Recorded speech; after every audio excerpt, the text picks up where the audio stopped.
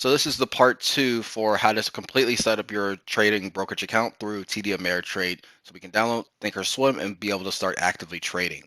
So on the next screen, after a lot of this information that you put in is completed, now you'll have that final opportunity to either do a margin account or choose to do a cash account. And of course, in general, we want to do options. So for sure, you're going to check this 100%, but you need to click either the margin or cash account. It's completely up to you based off the video you just saw previously before this.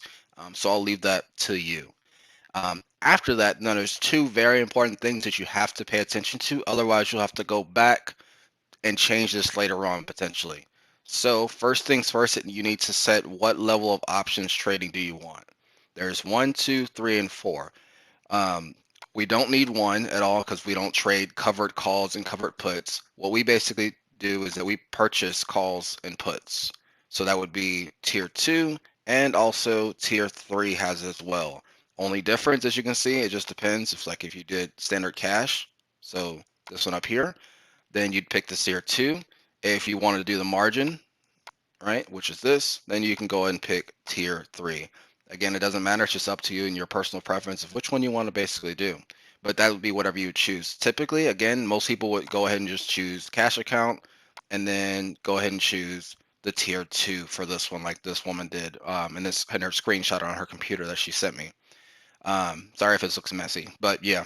So, and more importantly, after that, as far as from an approval rate perspective, you're going to have to do one more thing for me. You're going to need to actually describe your level of trading experience. Now, the options are limited, and I had to bring this up. Here it is. So the years of experience and investment knowledge, if it asks you that as well. It typically says, we'll start with this one. Investment knowledge, limited, good, extensive, or professional trader. So you don't want to say professional trader, but at the same time, even if you are new, you can't say, hey, I have a limited experience. Otherwise, they'll say, okay, you might be a high risk to losing your money because you don't know what you're doing, so we're going to deny you. We don't want that, of course. So you're going to have to put good regardless. So we'll get you good at some point anyway, so that's fine. So it's okay. So I know it's a little white lie, but we have to do what we have to do in order to be successful, I guess. So to put it as good, and then years of experience, same thing again, small white lie, but we have to put 1 to 2 years of experience, basically.